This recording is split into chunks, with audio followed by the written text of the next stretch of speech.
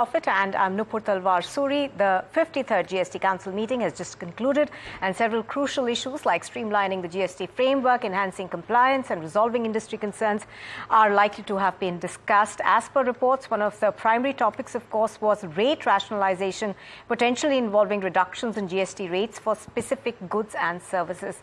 Now, this move is anticipated to boost consumption and provide relief to businesses. Let's in fact go across to Janani, who has been speaking to finance ministers of different states. To remember that there was a meeting in the morning session with the state finance ministers of Nirmala Sitharaman to discuss their pre-budget demands. Janani, hi.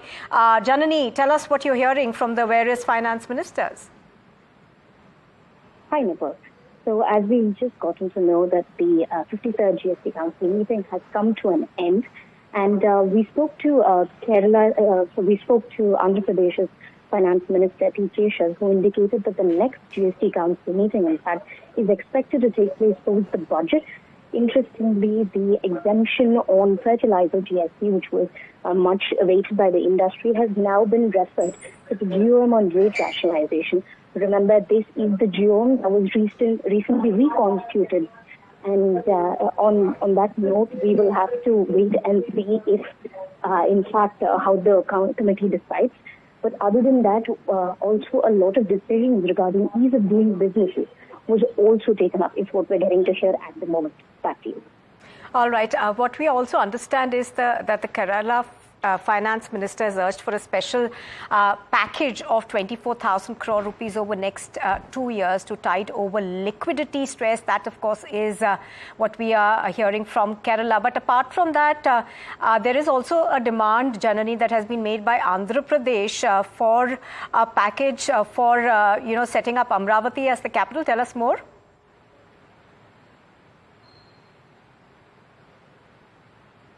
All right, I don't think we've got Janani. We're going to try and get her back in just a bit. But this is what we are hearing from Kerala. That's on your screens right now. So the Kerala finance minister asking for a package of about 24,000 crore rupees over 2 years to tide over liquidity. Now, they've also urged a special capital investment of 5,000 crore rupees for the state of Virigam port development, requesting another 5,000 crore for financial infrastructure projects such as the Calicut-Wayanad Tunnel Road. Also, of course, asking for earlier clearance of a semi-high-speed railway line. Now, just do remember that these are all just wish lists that are coming in from various states at this point in time.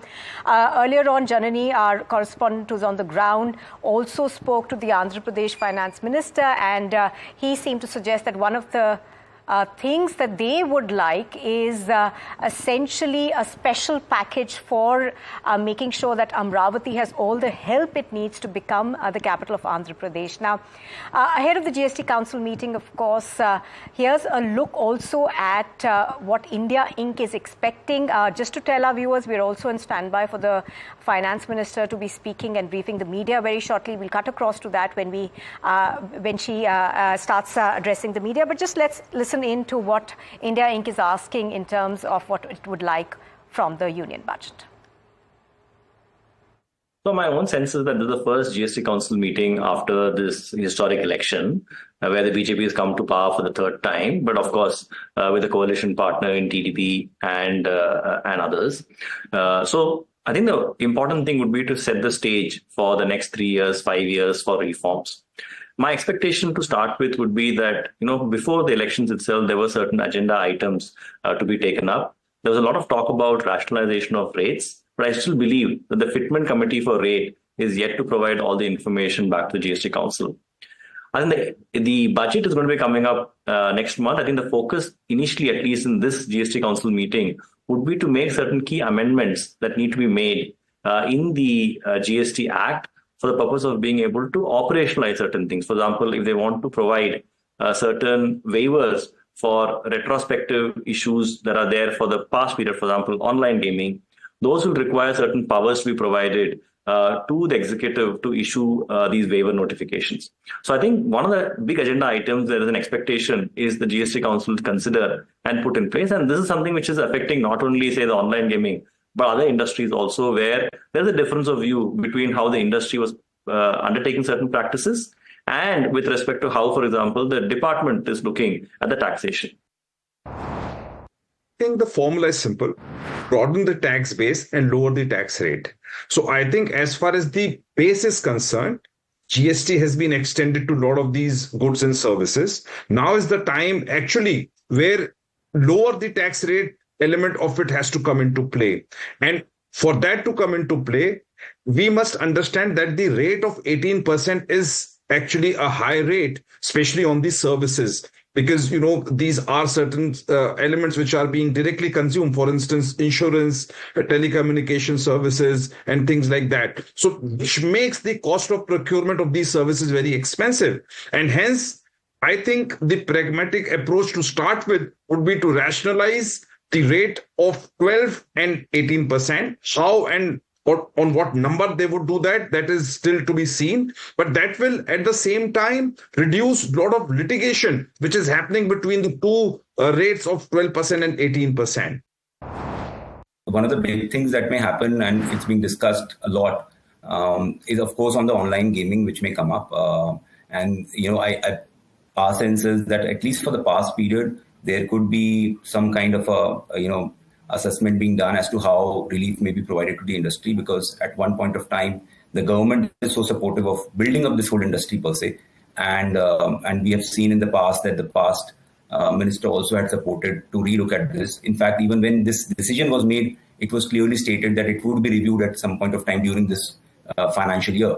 So one of the assessment is that the online gaming part of it would be something that they would look at. The other, which even Badri covered, that they could be, and which industry is also looking at, some kind of an amnesty being brought in. And for that, the amendment in law would be required. All right. So even as we await the finance minister to give us a sense of what has been discussed and what's the way forward, just to take our viewers through, the main issues that were before the GST Council. Rate rationalization, of course, is one thing that's been talked about. So that is something that we will have to wait and watch how that happens. Now, the broad assessment, of course, amongst industry players has been that the 12 and 18% slabs need to be merged, perhaps to say a new rate slab of, that would hover around about 15 to 16%. But that obviously is going to depend on, the government's political call also, because several items perhaps will see an upward movement from the rates that are there at this point in time. So that is a political decision that will be taken. So other aspects, of course, are the inverted duty structure that could be looked upon. Review of online gaming, you've just heard all those experts talk about that. GST reduction on chemicals and fertilizers, again, we'll have to see how that happens, because that's, again, part of rate rationalization. Bringing fuel under GST. Now, this is something that's been talked about for quite a bit now, but obviously it's a state-sensitive subject as well, because several states feel that if it is brought under the ambit of GST, they will be losing some of those revenues, but the benefit will ideally pass on to the consumer. So that is something that will perhaps be deliberated. We don't know yet whether that has happened or not. But just to also tell our viewers, what you see on the screens right now is the finance minister, of course, flanked by senior members of the finance ministry. We are just going to cut in for that press conference in just a bit. Let's, in fact, go across now as the finance minister gets ready to speak. The 53rd meeting of the GST Council held in New Delhi. The state finance ministers and union territories had joined in there. I also have on the dais with us here the Union Minister for State for Finance, Shri Pankaj Chaudhary ji, Revenue Secretary, Shri Sanjay Malhotra ji, Chairperson CBIC, Shri Sanjay Kumar Agarwal ji, and members of the GST Council, Shri Shashank Priya and Shri Vivek Ranjan. I would request Honorable Finance Minister to brief us on the outcomes, and we would take questions thereafter. Madam, please.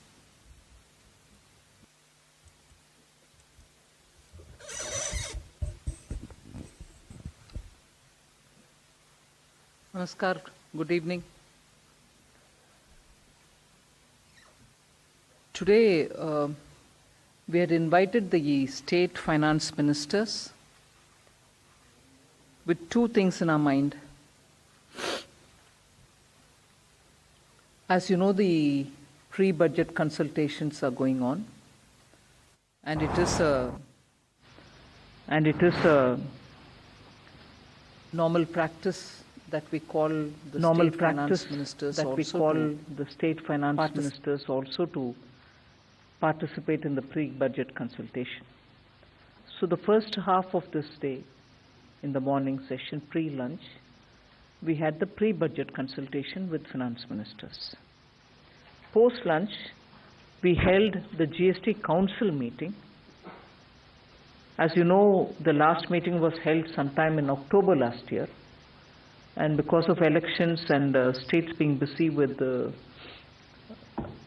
campaign, just as we were busy as well, we thought it was better utilized if the time was used for both the budget consultation and also for GST Council. And in this GST Council, therefore, I must upfront tell you that while there were a lot of issues on which the Fitment Committee and the Legal Committee had worked and readied quite a few agenda, considering that we were meeting only for half a day, some agenda were taken up, considerable number for today. But even as we concluded today, we acknowledged the fact that we have ready agenda points which we could not take up today for want of time, which we'll take up in the next meeting.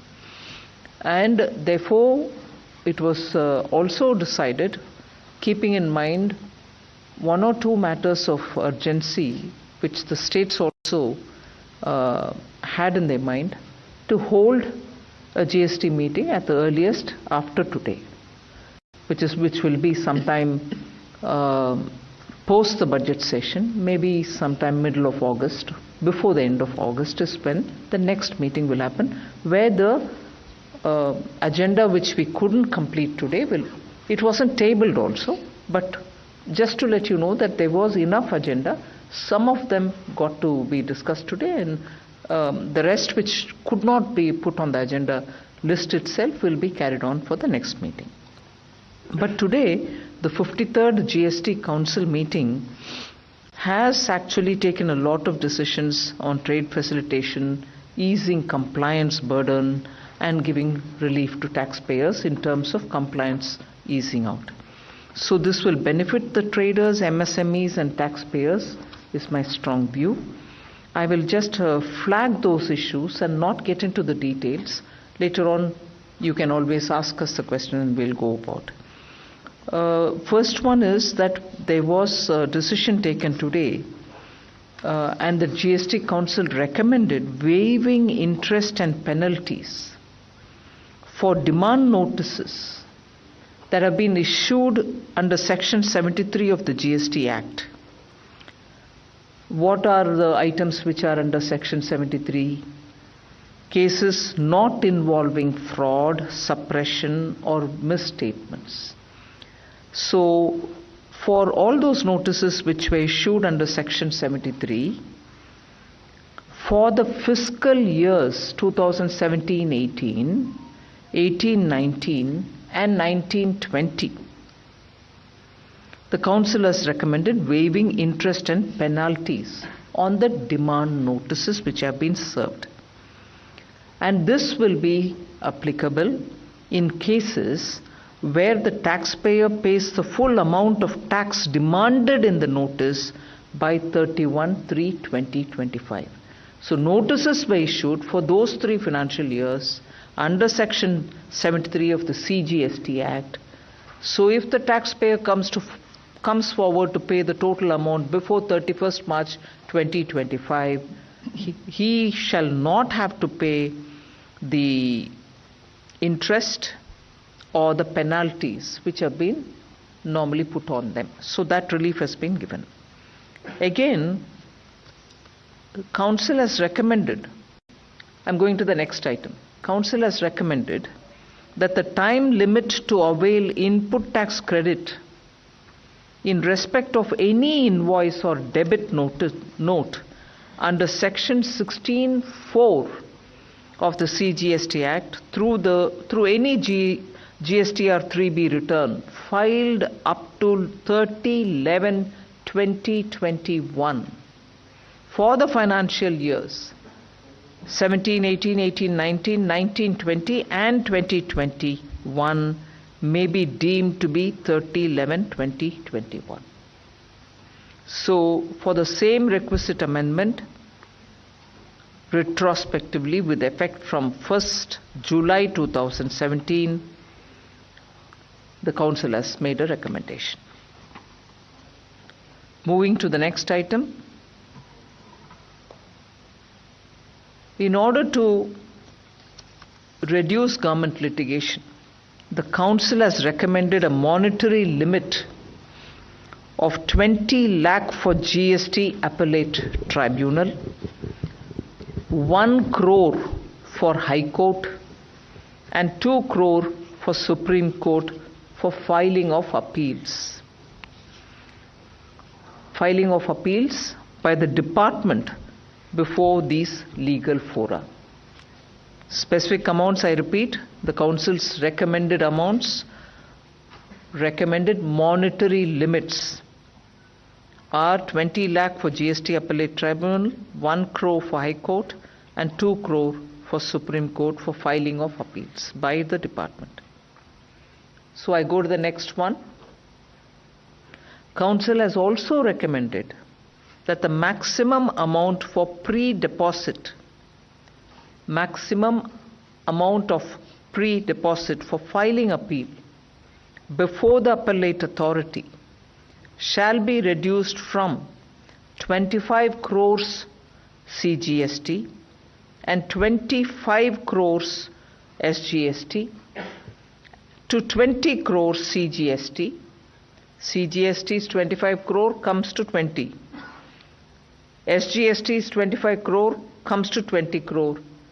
And that is the maximum amount of pre-deposit for filing appeals before the appellate authority. Also, the pre-deposit for filing of appeal before the appellate tribunal will be reduced from 20% with a maximum amount of 50 crore CGST and 50 crores SGST to 10% with a maximum amount of 20 crore CGST and rupees 20 crore SGST. So that is a recommendation. There are one or two which I am not stating it here for want of time, but the complete decisions will be sent to you by mail. Council has also decided and recommended that amending the provisions of CGST Act to provide that the 3-month period for filing appeals in the GST Appellate Tribunal will start from a day which shall be notified by the government. So, the President of the Tribunal has assumed office, and the said period for filing filing appeal by the taxpayers will expire on 5th August 2024. But there is a need that we need to give an extension, so we've come up with this decision. The next one I'm moving over to is, in order to help small taxpayers, the Council recommended extending the time limit to furnish the detail and the returns in the form GSTR 4 from 30th April at present. At the moment it is 30th April. The Council has recommended that it be extended to 30th June. And this is for GSTR 4, those returns which have to be filed. This will apply for returns for the financial year 2024-25 onwards.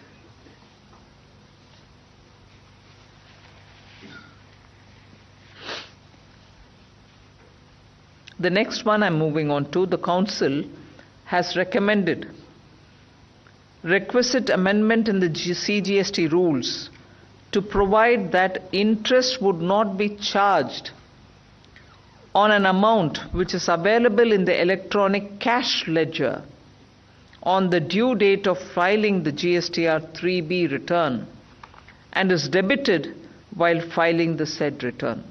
This will ease interest burden on the taxpayer. I'm moving to the next decision, which is again taxpayer friendly. The Council has recommended again insertion of a functionality by way of Form GSTR 1A, which would allow a taxpayer to add any particulars of current tax period which he may have missed out on in reporting in the GSTR 1. So if he missed out on reporting in GSTR 1, there shall now be a form called GSTR 1A in which he'll be able to do that for the current tax period or to amend any particulars which are already declared in GSTR 1 for the current tax period before filing GSTR 3B return for the current tax period. So one gets filed if there's a missed out fact or you've done some error, you can correct it in the GSTR 1A. You can't, of course, go back for the current tax period is what is being said. Then there is going to be a rolling out of biometric-based Aadhaar authentication in an all-India basis. You know that we ran a pilot in Gujarat, also a pilot in Puducherry. There have been very good inputs coming out of it. So this will help us to combat fraudulent input tax credit claims made through fake invoices. In the cases where the applicant had opted for Aadhaar authentication and where the case has been identified on the basis of data analytics and risk parameters on the system, these have been tried in the GST Suvidha Kendras, and this will be taken up on an all-India basis. So the GST Council has today recommended to roll out the biometric-based Aadhaar authentication of registration of applicants on an all-India basis in a phased manner. So if these are matters which came through the legal committee, there were a couple of clarifications issued by the Fitment committee. They've issued quite a few, but I'm highlighting one or two. Council recommended to prescribe a uniform rate of 12% on all milk cans, meaning steel, iron, aluminium, which are irrespective of the use. They are called milk cans, but wherever they are used, that will be the rate applicable so that no disputes arise out of it. They have a standard shape, so that will determine what is a milk can and what is not. Then Council also recommended to prescribe a uniform GST rate of 12% on all carton boxes and cases of both corrugated and non-corrugated paper or paper board. This will in particular help the apple growers of Himachal Pradesh, the apple growers of J&K, whose request it has been for quite some time. The Fitment committee has also recommended it now. There are details about HSN codes on this matter, but simple step is corrugated, non-corrugated, carton boxes made of paper or corrugated paper, non-corrugated paper or paper board will all benefit from this. Council also has clarified and recommended that the clarification be put out on that all types of sprinklers, including fire water sprinklers, will attract 12% GST, and to regularize the past practice on an as-is whereas basis. Coming to the next point of solar cookers, Council recommended to prescribe 12% on all solar cookers, whether it has single or dual energy source. On services, there are just 2 points which I'll highlight to you. Services provided by Indian Railways to the common man, sale of platform tickets, facility of retiring rooms, waiting rooms, cloakroom services, battery operated car services are being exempted from GST. Further, intra-railway supplies are also being exempted. The other, which is very important, service by way of hostel accommodation is presently not exempt,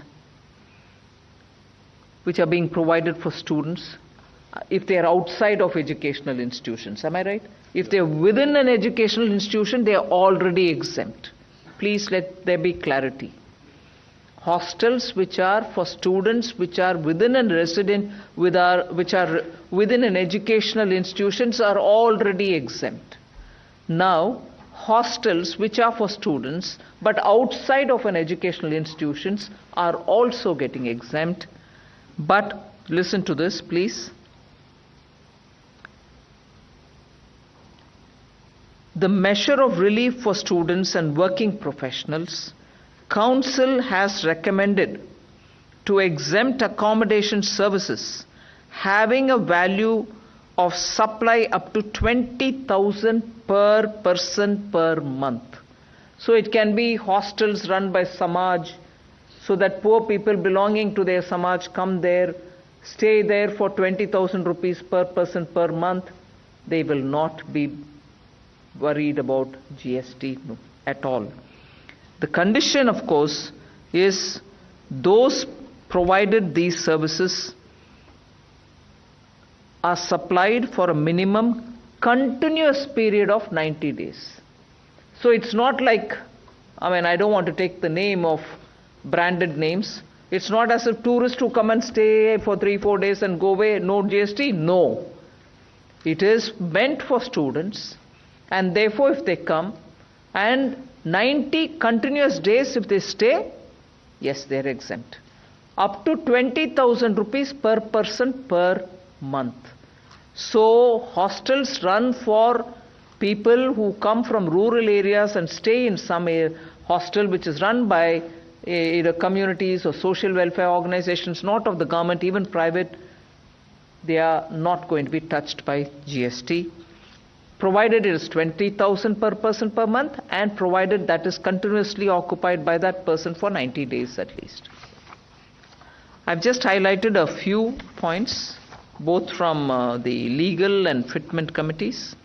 More can be answered even as you ask questions. There were quite a few new ministers. Was there a list of the committees? Some committees have had newer ministers taking charge in the place of ministers who were earlier there. As we go along, I'll mention it. Of immediate interest will be the Rate Rationalization Committee, for which the Deputy Chief Minister of Bihar, Samrat Chaudhary, has been given charge.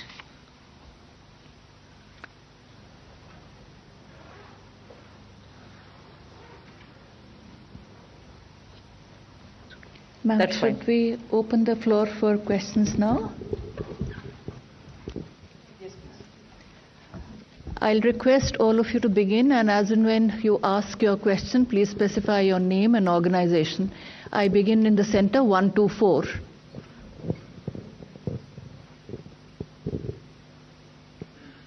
Ma'am, 124, the first question. Ma'am, good evening. Shishir from Hindu Business Line. My question is about this online gaming, casinos and horse racing, because in the last meeting there was a recommendation that it will be reviewed after 6 months, the progress. So has there any decision taken, because so many notices have been issued to companies? So is there any thing? It didn't come for discussion, nor was it taken today. It wasn't on the agenda also. It wasn't on the agenda, it didn't come for discussion, no, it wasn't taken up. To the left, 265. Hello, ma'am. Good evening. Ma'am, this is regarding the in terms of the appellate tribunal, you had mentioned that 5th of August would be the date of filing, the extended date of filing.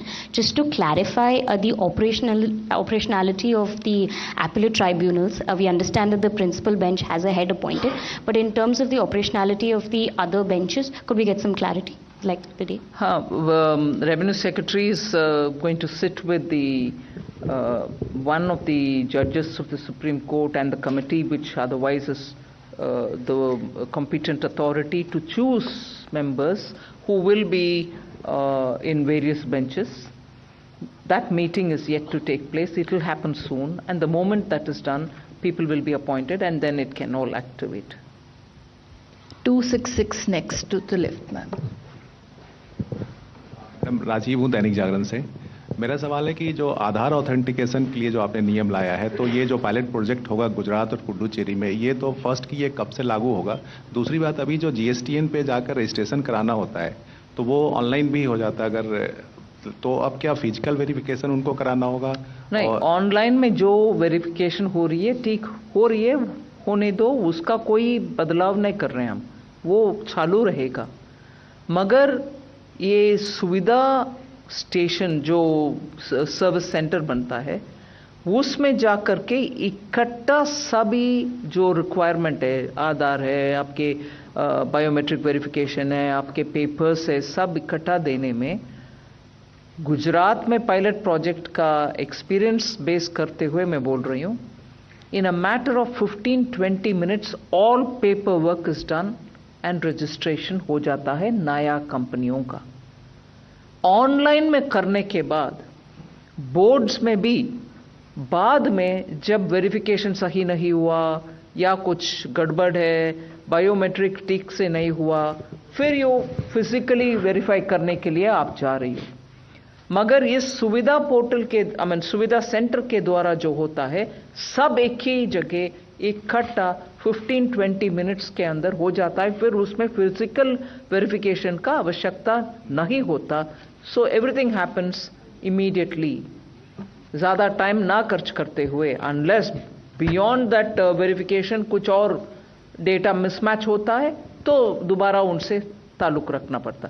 So it actually, in fact in the meeting today, Andhra Pradesh का minister जो नया आया है, उनका ये कहना था कि 2-3 लेवल पर स्टडी करने के बाद उनका एक्सपीरियंस ये दिखाता है कि ऐसे फिजिकली आकर वेरीफाई करके करने वाले के कारण फेक रजिस्ट्रेशन कम हो रही है। गुजरात का भी एक्सपीरियंस वही प्रूव करता है कि once this kind of a verification with biometric authentication happens, fake companies का रजिस्ट्रेशन बिल्कुल नहीं होता। इसीलिए ये मेथड अभी पायलट टेस्ट के द्वारा और आंध्रा के स्टडी के द्वारा हमें ये जानकारी मिल रही है कि this will be physical verification of फेकरी का हम कम कर सकते हैं। नहीं, एक सवाल, 272 जो कैंपस आउटसाइड कैंपस को जो एग्जाम्पशन मिलेगा GST से, उससे स्टूडेंट्स को क्या फायदा होगा? कुछ बिल्कुल स्टूडेंट्स का फायदा होगा, क्योंकि कम्युनिटीज बहुत सारे स्टेट्स में उनके रूरल बच्चे के लिए सुविधाजनक सस्ते में हॉस्टल्स दे रहे हैं। हर एजुकेशन इंस्टीट्यूशन में रेजिडेंशियल फैसिलिटी नहीं रहता, इसीलिए रूरल एरिया से जो बच्चे सिटीज में आकर पढ़ने के लिए आते हैं, उनके लिए सस्ते में जब अकोमोडेशन मिलता है और उसके ऊपर GST जब नहीं है, उनको फेवरेबली देखना चाहिए। बच्चों का सुविधा ही है वो। Good evening. Rollout of the Aadhaar-based authentication as he asked. What? When will be the rollout of this Aadhaar? I already said that it will happen in a phased manner all over the country. From when? From now. Okay, from. Good evening, ma'am. This is Ruchi Bhatia from Bloomberg News. I have 2 quick questions. One on the rate rationalization GOM. By when will the new GOM with the new members be able to submit their report? And the second question on, you also met the state finance ministers for pre-budget consultations. Can you throw some light on some of the key recommendations if you can? See, the rate rationalization group of ministers, since the time it was constituted, has been working. It's not as if it never worked. So quite a lot of substantial work has happened. Now, because you have a new Deputy Chief Minister taking charge of it, I would want to give him that time for him to understand through his team as to how far they have gone. What was decided in the council today was, अगले बार जब we meet, group of ministers, वो नया Deputy Chief Minister जो chair है अभी, वो council को ये रिपोर्ट पेश करें कि स्टेटस क्या है अभी, कितना क्या काम हुआ है, रेशनलाइजेशन के काम में कितने आगे बढ़ चुके हैं और काम क्या बचा हुआ है. ऐसे करके आज का स्टेटस विस्तार से अगले मीटिंग में देने के लिए डिसीजन लिया गया. उस मीटिंग में ये भी करेंगे, हम रेशनलाइजेशन के ऊपर चर्चा शुरू करेंगे. ये नहीं है कि उसी मीटिंग में रेशनलाइजेशन का सभी डिसीजन हो जाएगा, नहीं, क्योंकि पहले बार जीओएम के द्वारा एक प्रेजेंटेशन होगा, चाहे वो रिपोर्ट ड्राफ्ट है, फर्स्ट ड्राफ्ट है या फाइनल ड्राफ्ट है, वो मुझे मालूम नहीं, वो ग्रुप ऑफ मिनिस्टर्स को मालूम. वो पेश करेंगे, उसके ऊपर चर्चा होगा. So we'll start the discussion on rate rationalization, and that committee will give us a status of where the rationalization work has progressed, how far it has progressed, what has been achieved in it till now, how much more they will have to do. So essentially in the next meeting, we start that discussion. Huh?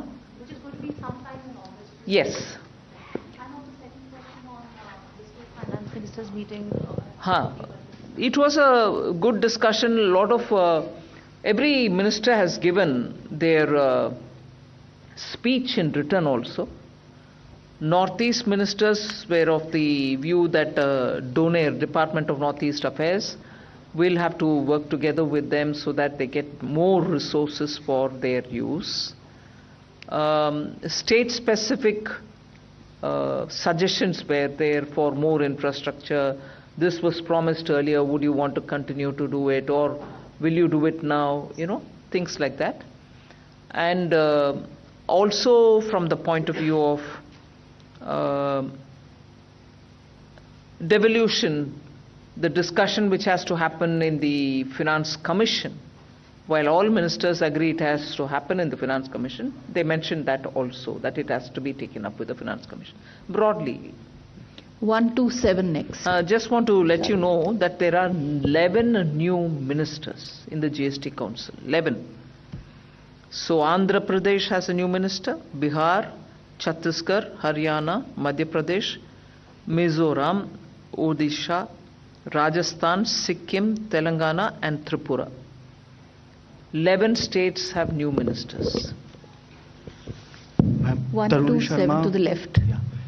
Ma'am Tarun Sharma from Zee business. Ma'am आपने ये तो clarify कर दिया कि online gaming पे कोई आज discussion नहीं हुआ, लेकिन मैम कंफ्यूजन जो है वो सेक्शन 11A को CGST एक्ट जो इंसर्शन है, जिसमें आपने कहा कि हमारे पास पावर होनी चाहिए, हमने जो पेनल्टीज लगाई हैं उनको लेविड करने की और हटाने की. तो मैम इस पे आप क्लैरिफाई कर पाएंगे? नहीं, आज मुझे ऑनलाइन गेम के ऊपर कोई कुछ कहना नहीं है.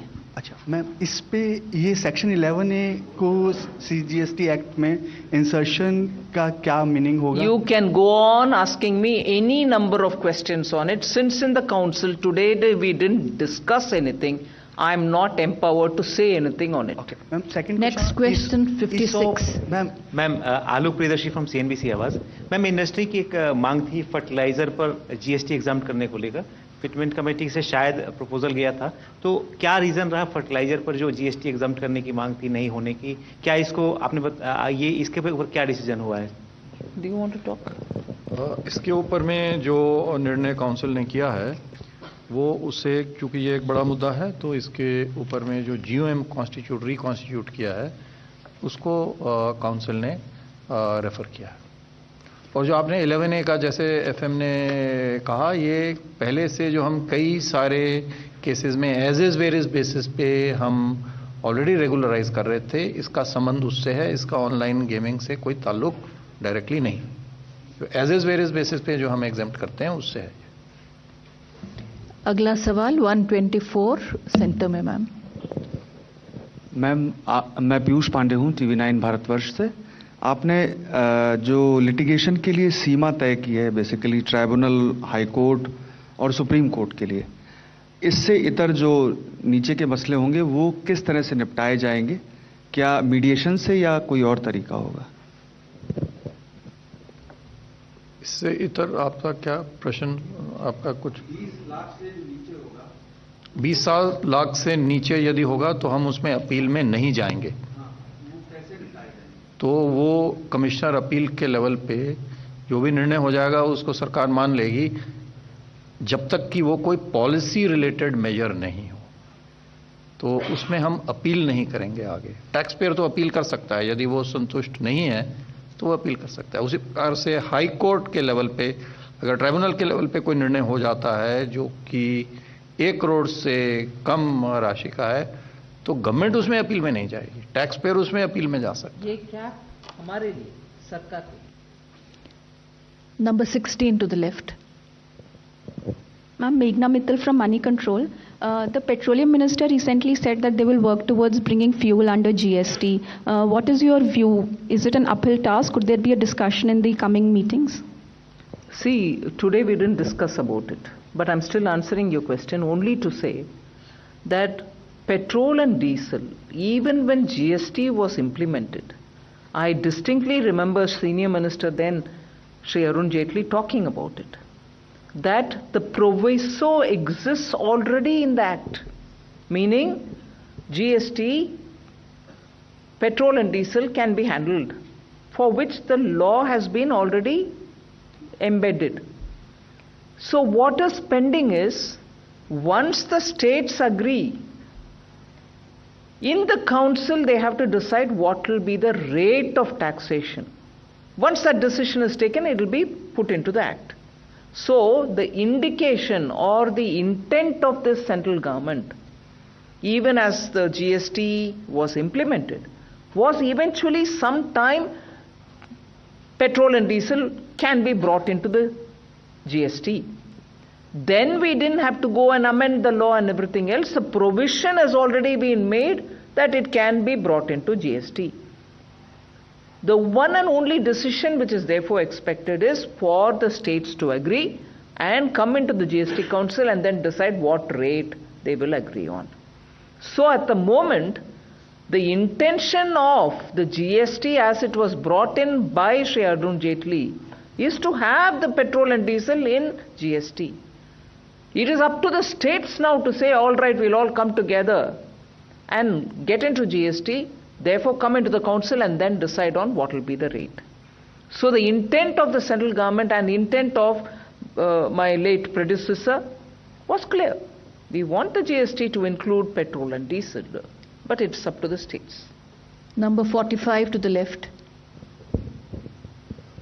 Any discussion has happened which is with regard to rationalization of GST rate on co-premium, insurance co-premium? No. 271 and then 10.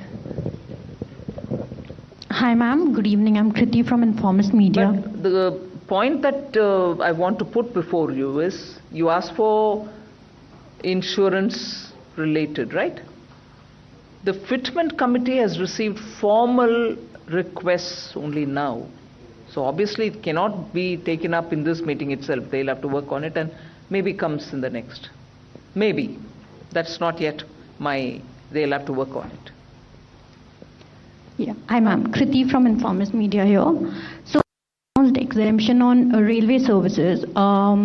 Since railways are vast, the services are vast, would you be able to help us understand what kind of revenue foregoing would happen post this? Would it be minuscule, significant, and if there is an estimate figure on it? We don't have the numbers, but I may tell you that these services are already exempt. It was only, about a year ago that we brought them on their request under the GST regime. Now we have gone back, so the revenue foregone will not be much. 264 at the back left.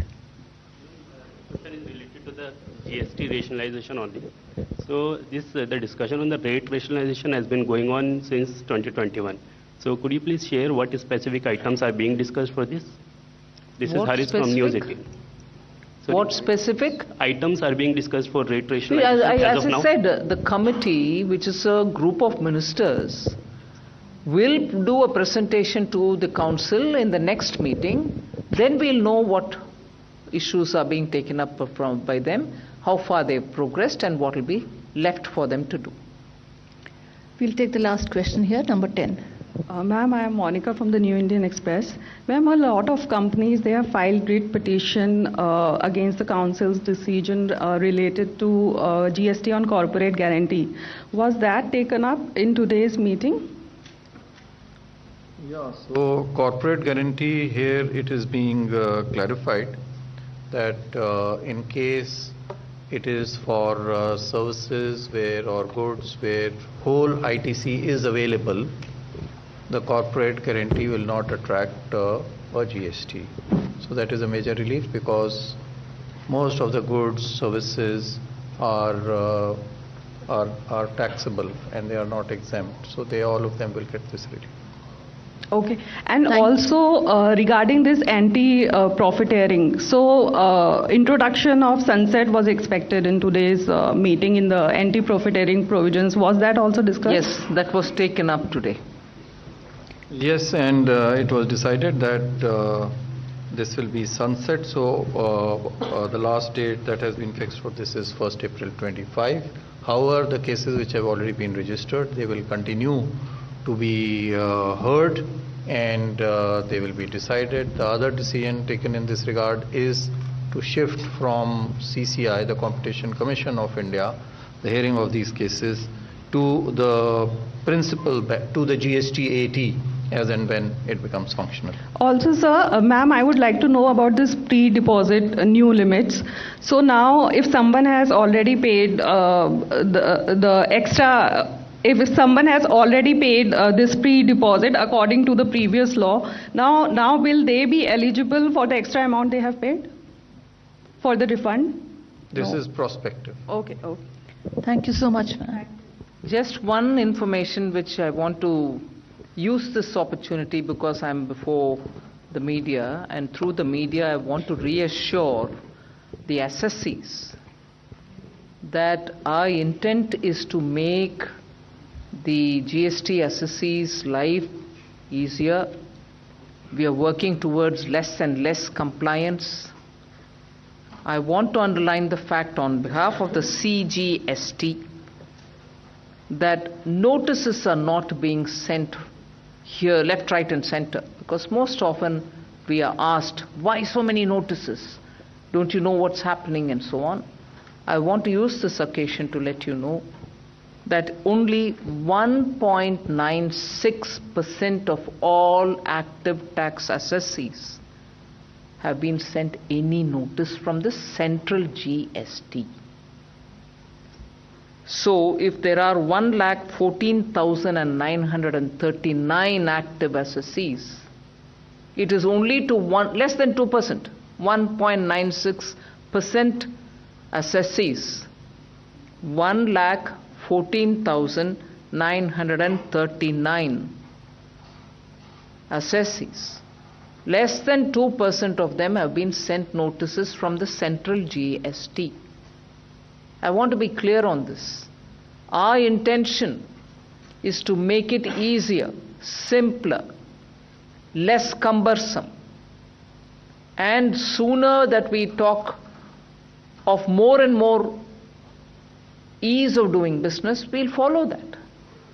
And that is proven by this data, that as of 31st December 23, only 1.96% of these assessees have been sent a notice or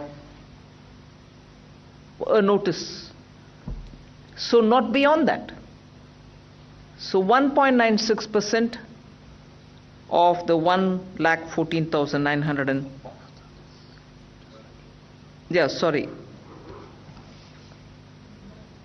number of active taxpayers here 58,62,886.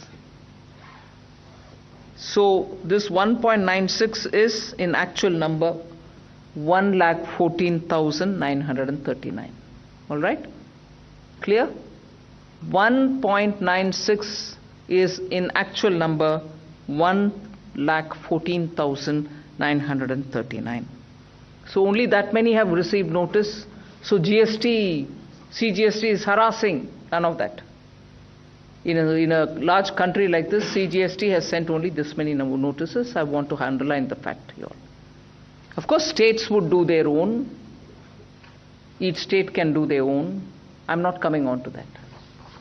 Thank you. Thank you so much, ma'am. All right, so that was the finance minister over there reading out what's happened at that meeting. Not a lot of decisions really taken today, but do remember that this is the first meeting of the GST Council after the new government has been sworn in. So there are obviously changes that have happened. Let's in fact examine what's happened in this meeting. Let's go across to Mr. S.C. Garg. He's the former finance secretary. He's joining us on the broadcast. Mr. Garg, good evening. Thank you very much for speaking to us. Yeah, good evening. To begin with, Mr. Garg, it does seem that large part of today's meeting was essentially dedicated to easing the compliance burden, and some of those things that have been announced essentially a step in that direction? Yes, actually there was a lot of expectation, this being the first meeting also before the incoming budget, and also in which it is promised that the government would lay the roadmap for Viksit Bharat 2047. So how do you envisage the new tax structure? GST is very important. So none of those key issues, policy issues, rate rationalization, gaming, etc., were not discussed in this meeting.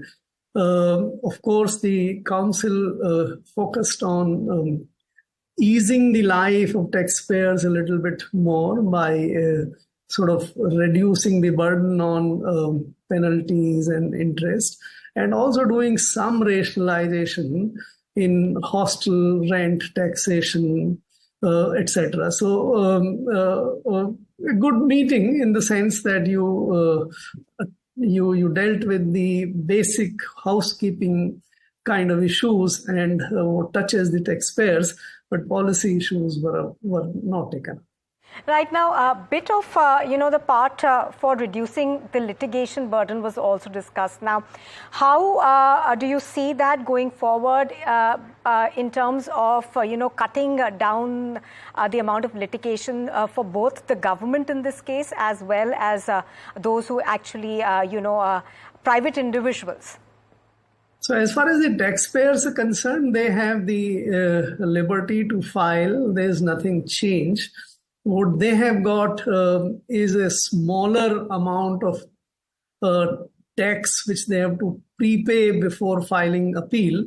So in that sense, they have some relief, though I don't think this is very big, major sort of relief if you reduce 25 crores to 20 crores or something. But that 20% to 10% will bring about significant sort of relief to the taxpayers who want to file. It was from the government side, where this whole measure was actually intended, that the government would, to reduce the litigation, make no appeal in small matters. It was good that the GST Council has suggested the limits for each level of the appellate court.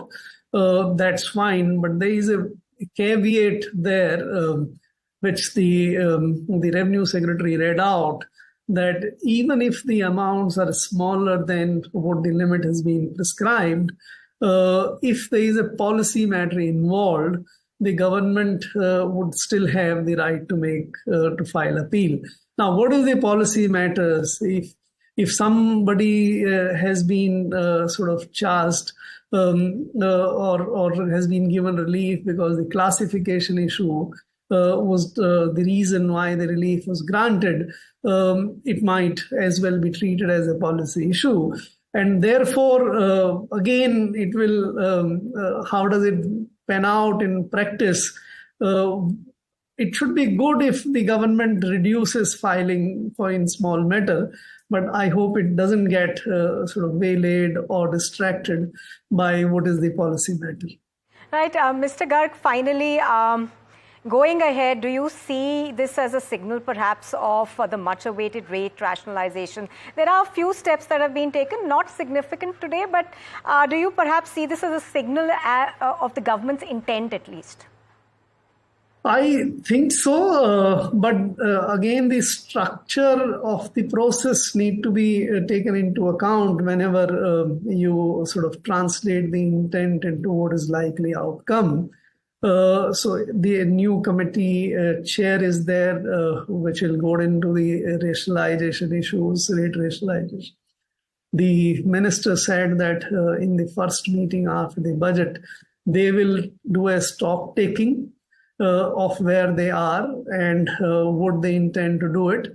But that's only an opening gambit of explaining or taking stock of the existing state of affairs. It doesn't say anything about whether the government is in favor of smaller number of tax rates and which way. I think that appears from what has been discussed and stated today to be a reasonably long drawn-out affair. And that is where, when I said initially, because we are at a very crucial juncture. The new government has taken office. The budget is coming up. You have to lay down the path for next 5 years and also for Viksit Bharat. So I hope if they can expedite this rate rationalization business in next 5 to 6 months at best, sooner if possible. But if it gets delayed beyond that, then the intent may not actually be translated into action soon enough. Absolutely. Thank you very much, Mr. Garg, for joining us on the broadcast. Well, good beginning, perhaps, at least, is what we can say. Thank you for joining us. Also joining us on the broadcast right now is Mr. Saurabh Agarwal from ENY and Mr. Rajat Bose joining us from Shardul Amarchand Mangaldas. Wade Jain also joining us from VGA Legal. Mr. Agarwal, to you first. A lot was talked about, but not much essentially has come out of this first meeting. Perhaps, we can give the government some leeway in the sense that it was the first GST Council meeting right after, the new government was sworn in. But housekeeping measures at least taken, what do you feel?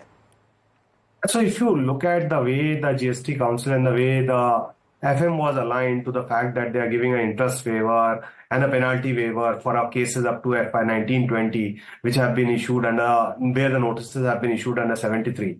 It clearly shows that the intent is to resolve disputes.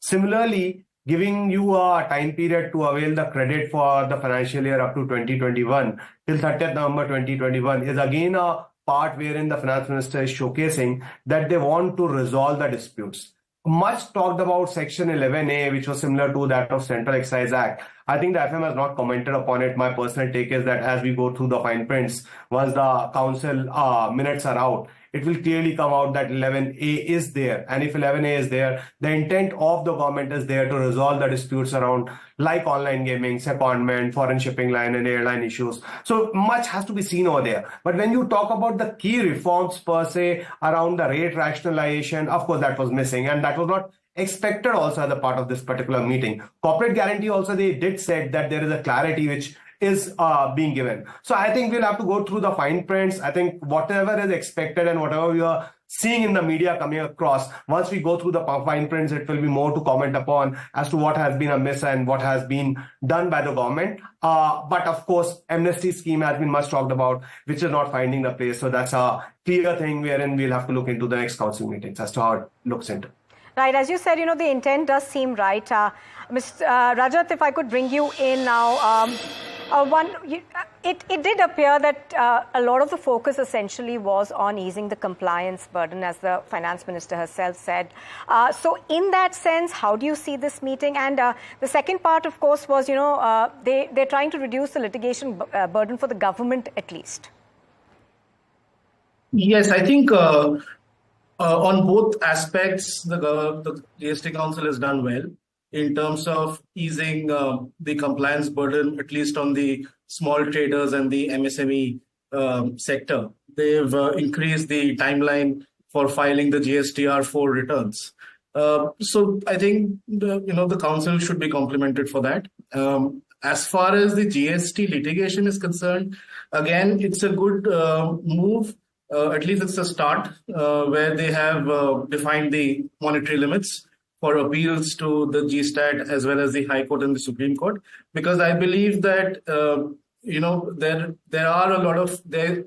I'm expecting a lot of litigation to start once the GSTAT is set up, and there would be a flurry of appeals which are being filed. So this again is a good move where the government can possibly limit, at least to some extent, the litigation which is expected in the next few years. Having said so, there was a statement which was made by the Revenue Secretary, I think, which said that this doesn't apply in policy matters. So, which we probably would need to see the fine print as to what that means. Maybe, if there is a point of law, an important question of law, then they would not follow the monetary limit in that case, and they would still go ahead and file an appeal. So that we'll need to see once the fine print is out. Oh, yes, absolutely. Wade, Jen, your thoughts on what's happened today? A lot of it, of course, essentially, she talked a lot about reducing that burden for the government in terms of litigation, but perhaps keeping people who are being assessed also in mind. So give us an overview of what your first thoughts were. See, today meeting, as I see, was the 53rd and the first meeting after this general elections. And I believe the budget is in the offing, and the next one the budget is coming. And the finance minister, what today have done there is they have given a lot of relief to the taxpayer. The entire focus of today's meeting, as it comes out, is only to give some relief to the taxpayer. Or if you see what has been done, there are three important takeaways from the today's meeting. One important is that all their demand which has been created for 3 years, 17, 18, 18, 19, 19, 20, in case the payment is made by the due date which they have put at 31st March 25, then the interest and penalty has been waived off. That's a very big relief. I believe that's a relief which has been given for the there. Then the period with which the GSTR4 period has been extended. And talking about the litigation, I believe a lot of relief has been given. And I may just bring here to a point that similar tax effect circular is applicable in case of direct taxes under the Income Tax Act. And it is a time tested there in income tax. No appeal can be filed against commission appeal order in case the tax effect is less than 50 lakh rupees. And if it is less than 1 crore rupee, then no appeal before High Court. And if it is less than 5 crore, no appeal before the Supreme Court. And then policy matter is also well defined in that circular. So that is where any legal provision has been challenged and which has been struck down. So that's where the appeal can be filed, because then it can have impact on cases beyond that amount also. So that's why always a caveat is created that yes, in case there is a litigation involving a legal point where the provision has been struck down or a constitutional validity has been challenged, then those provisions will be still subject to appeal because it can affect other cases also. So I believe today, if you look at the overall perspective, the way this meeting, the finance minister has explained the decision which has been taken, they are all to give relief to the taxpayer. And frankly speaking, what was the expectation today and what was in the media before that, what can be the agenda? Nothing on this gaming, horse trading, etc. Restructuring, she said, no, the new minister has taken over as chairman and then he will look into that. We will come back again. Some relief has been given on guarantee commission that in case you are eligible for input credit and you are fully taxable, then of course there will be no GST on the guarantee commission, etc. And some part somewhere, and this is relief on this student hostel, 20,000 rupees up to, I believe this will be a big relief because this is a concession given, keeping the mind of people's students coming from the rural area. And because the colleges and schools do not have the hostel facility, so there are private institutions or private bodies which have built up hostels and provide this. And she has put a caveat of 20,000 rupees per person per month, and at least for 90 days, so that people do not use this facility, misuse this facility in the case of a guest house, etc. So I believe overall, the objective is to extend relief to the taxpayer.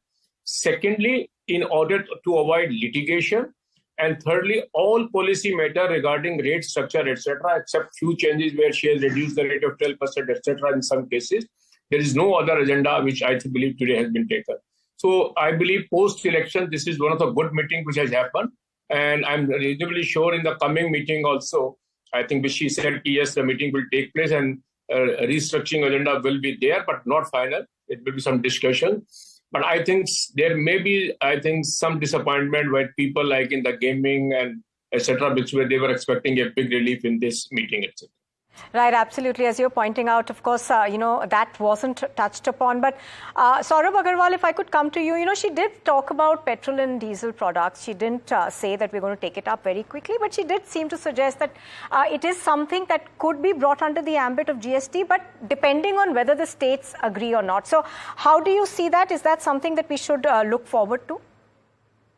So I think there have been much discussion around bringing petrol, diesel, ATF gas within the ambit of GST. If you ask my personal take would be that they would likely bring in ATF and gas over a period of time into the ambit of GST. I think petrol and diesel will still take some bit of more time to bring it under the ambit of GST. While, of course, the government is preparing for the same, and that's why they came up with that draft excise bill wherein they have sought the comments from the industry. But that appears to be a bit prolonged type of a decision. ATF and gas is much talked about, which is easier for them to get into the ambit of GST. Right. Rajat, if I could talk to you a bit about what was expected in terms of rate rationalization. Now, there have appear to be some indications that the government is very serious about this and it could be taken up in the following meetings. The second meeting perhaps that takes place in August is the broad timeline that we are hearing about. What do you think in terms of that intent? Did the government signal it in this meeting at least? Well, see, the intent has always been there. The problem, regarding rate rationalization really is, doing the maths around it. I mean, there are so many products which we are looking at, services that we are looking at. It's a massive exercise. And now, the FM mentioned that there are, about 11 or 12 new ministers in the council. So, the perspectives also change. The thought process changes. So it is a massive exercise. I don't really think that we are anywhere close to rate rationalization, at least not in the next couple of years at least. Yes, the homework had begun some time back. It is a process. It's a work in progress. But to my mind, honestly, I think we are a bit far away from rate rationalization at this point of time. Right. Also, what I wanted to understand at this point in time is from Mr. Jain. Mr. Jain, it did appear that the FM seemed to be stressing on the ease of doing business. Do you think that this is a precursor for what we could see in the budget? Is that something that they could bring about? Given the stress that was laid on it in today's GST meeting, ease of compliance, ease of doing business, do you think this gives us an indication of what could be expected in the union budget? Yes, definitely yes. I believe that today's meeting resolution which would have been passed will be enabling provisions so that the finance minister can propose necessary amendment in the coming budget. So she would have definitely got that approval from the GST council so that she can move the amendment in the parliament in the budget session on that part. And on that aspect, you have raised two issues about the rate restructuring and about petrol and diesel being brought under the GST. So rate structuring is a difficult exercise, politically sensitive and pull the pressure. You will recall when in 2017, this GST was introduced. For the 1 year, 1.5 year, GST Council was always worried and agitating over the issue, which item to be brought in and the rate should be brought down or brought in. So similarly, when the rate restructuring exercise will be on and this ultimately has to be taken up, this will be highly sensitive, politically also difficult and pull and pressure issue because then everybody will like that my item should be brought down from 18 to 12%, why my item should go from 12 to 15%. So it's a highly sensitive. On petrol and diesel, the finance minister made a very, bold statement today that the enabling provision is already there in the statute. It is only the GST Council which has to approve the day that the petrol and diesel will be in the GST. But the biggest challenge is that in today's date, in case GST, petrol and diesel is to be brought under GST, the GST rate has to be more than 100%, which is very difficult for a government to announce that the GST is more than 100% on petrol and diesel. That's why the challenge, I believe, still continues on petrol and diesel. Right. Do stay with us, all of you gentlemen. We've also got a reaction from Kerala's finance minister. Do remember that the first half of today's meeting essentially was about what the states want the finance minister, from the finance minister rather, in the union budget. NDTV Profit's Janani, in fact, has spoken to KN Balagopal. And let's see what he wants. We requested for increasing the 3%, now 3% plus 0.5% for power sector. This is the borrowing limit. We requested for increasing at least 0.5%. Some other states also requested the same thing, right, because for more capital investment, more for infusing more fund to the economy. This request is there from different states. So, right. And on the GST Council agenda, anything on ENA or for human consumption on that matter? Yeah, that is there some. Earlier we discussed this matter about this thing. The ENA for human consumption is not coming under GST. Right. Other areas only it comes. So for that clarification, some correction came. And earlier there was a proposal for bringing the ENA for human consumption also inside the GST. That states are not accepting and council also not accepted. Okay. And lastly, just on in terms of the online gaming, a lot of demand notices also went. Anything on the review of your review that is there up to particular date, earlier date. Did it happen today? Yeah, that is accepted. All right. Mr. Agarwal, if I could come to you now, one of the things that was spoken about today was the exemption of GST for railway-related services. How do you read that, and do you perhaps see this as something that could hit revenue? I think 2 points around it. First, around the services pertaining to railway, such as cloak charges, etc. I don't think so that will impact much of the revenues for the government, because I don't think so that there's too much of a revenue coming out of these services. That's point number one. Point number two, which they talked about, wherein there are supplies, intra-state supplies made by railways to themselves. So it is like railway in Maharashtra state supplying to railways in Delhi state, given that it is treated as a taxable supply under the GST. They are saying that they are exempting it, which means that the burden on the consumer should go down, because of the fact that otherwise this would not have been creditable and the cost would have got passed on to the consumer. And therefore, when the cost is going down, the cost of ticket should also come down to that particular extent. Mr. Bose, any thoughts on that, and also any thoughts on what the biometric verification via Aadhaar project that is being taken up? Of course, the FM said that it will be done in phases, but there seems to be a lot of emphasis on that. Yes, and rightly so. I think it's a very important tool to check the menace of these fly-by-night operators who just open up shops to issue invoices without underlying supplying of goods and services. So it's an extremely helpful way of ensuring that these kind of frauds don't happen. So I think that is an extremely good move. Yes, it's again a massive exercise to launch it on a pan-India basis. The Gujarat model has been successful. There is no doubt on that.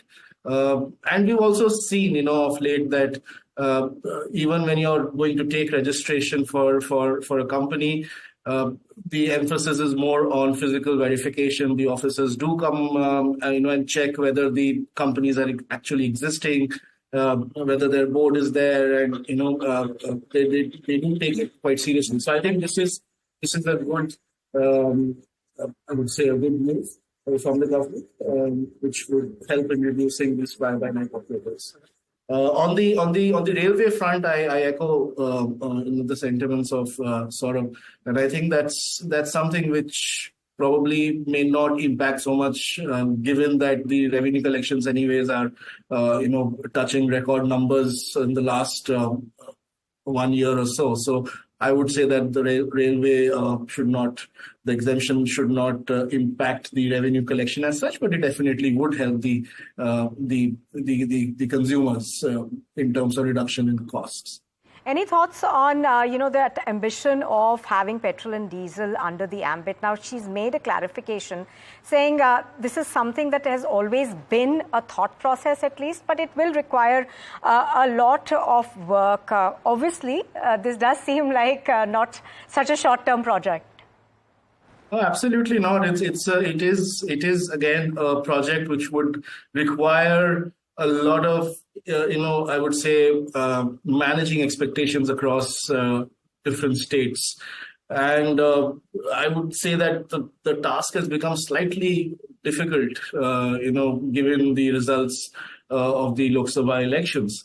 So yes, it's a tricky situation, but it's a situation, if the government can manage to do this in this term, I think that's going to be one of the biggest achievements of this government. It is definitely going to help bring down inflation. It will help in reducing cost to a large extent. And I think a lot of issues regarding input credits being blocked, etc., so on and so forth, would go away. So, but look, we never thought GST will be a reality, but it did. Right. And, we hope that in this term, the government can do a miracle and get the petroleum products within the ambit of GST. Right. Mr. Jain, one of the expectations was that perhaps the inverted duty structure is something that will be taken up. Now, we've not heard anything about it. How do you see that? Yes, I see whatever was being discussed in the last 1 week about this council. I think that none of that was the part of the agenda. Well, I can see everybody smiling about that, that it wasn't. But anyways, please carry on. And then the inverted duty is a challenge because the footwear industry, the fertilizer, she said, yes, these are the issues. But she said nothing could be taken up today. Because what I understand now, today's meeting was mainly on legal issues and ease of doing business for the taxpayers, etc. But probably that was the only agenda which was taken up today.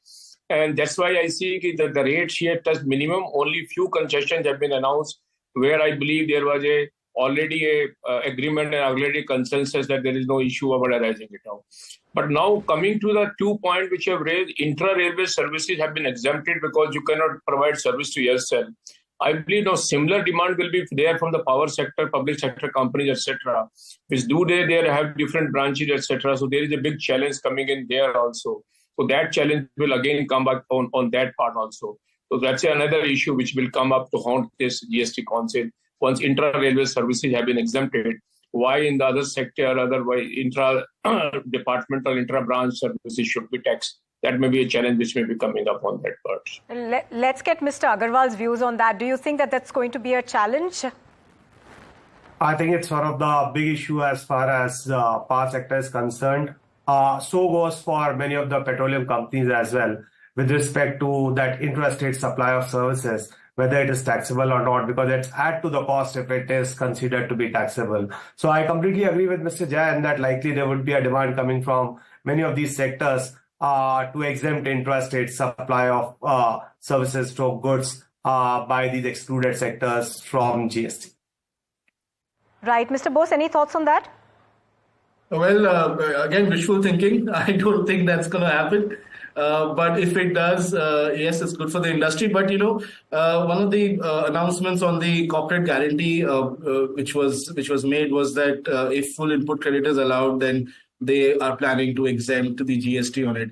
My thoughts on this is that, something should have been done for sectors which are not within the GST ambit, especially power sector. And Saurabh is an expert in that sector, I can say from my past interactions with him. Power sector is one of the largest sectors which uses corporate guarantee mechanism because, there are a lot of debt financing, etc., which happens. And unfortunately, they are outside the GST ambit. So for them, really, there is no benefit of exemption from corporate guarantee, which I think somewhere down the line, the council should think about as well. All right. This perhaps also today, Mr. Jain, was a precursor for what we could expect. So just weigh in on what your expectation from the next council meeting is going to be now. I see that expectation for the next council meeting mainly will be rate restructuring. See, the buoyancy in tax collections the last 1 year is quite substantial. And this was the promise made in the 2017, going down the line. In case the rate of collection goes improved, then the rate will be revisited. And I believe there is a consensus among the at least industry and the consumer itself that this rate structure is complex. Now we have the 5 tax rate structure, which is complex. If not more, at least one rate structure can be brought down. 12 and 18, there can be a compromise. It can be brought down 15%. Some of the item can go up from 12 to 15, and some item can be brought out from 18 to 15. And the second part, which I think the finance minister didn't touch, and I believe none of the people in the press asked the question about the cess, which we call sin tax, which was there. And now there is, I think, a lot of money has been collected. The loan which have been taken, we have been repaid. And so still there will be 75,000 crore rupees of surplus. How that is going to be in the future, whether the cess will get abolished or the cess will continue, and if the cess will continue, in what form and how it is going to be divided among the state, I think that will be the agenda in the next meeting, should be there on that part of the agenda of that. And definitely the other point which you touched upon was inverted rate structure. That will also be a subject matter. And then taxation on this gaming, horse trading, etc. All, I think these items which were supposed to be taken up in today's meeting will be in the next meeting, I believe. Right. Mr. Agarwal, is that your thought as well, that perhaps, all of that we were thinking today will be taken up, will make it to the list of the next meeting? What are your expectations? So I think we'll have to wait to see the fine print of the council meeting. I believe that many of things would have taken. At least 3 or 4 items which I would want to see in the next council meeting is around the invoice locking facility within GSTN system to avail the input tax credit. Something around dispute resolution, because it requires a multi-pronged attack, which is in the form of an amnesty scheme, National Authority for Advanced Rulings, and full appointment of GSTAT. And again, an important element around the sectoral committees and standardized compliance manuals is what I look forward into the next council meeting, because these are things which will look into overall transforming the GST further and moving towards GST 3.0. Right. Mr. Bose, any final thoughts on what we should be expecting in the next meeting? No, I mean, yes, there are these agenda items which were not discussed this time, but we'll also have to wait for the budget to, come up, which is, again, I think the next 10, 12 days, it's going to be there. So I guess we'll have to wait for a bit to see what is the final agenda. But yes, definitely, I think online gaming would be taken up. Since there was a commitment made that they'll review the structure and the evaluation, etc., after 6 months, which has unfortunately not been done till now. So I guess that is one thing definitely that will be there on the agenda in the next GST Council. But others, yes, let's see how the budget goes and we'll see where we are then. So all our eyes now trained on August. That's when we're expecting that next meeting to take place. All 3 of you gentlemen, thank you very much for joining us on this special broadcast. Pleasure. Thank you so much. Thank you. All right, let's go across to our correspondents now. Rishabh and Janani are joining us both.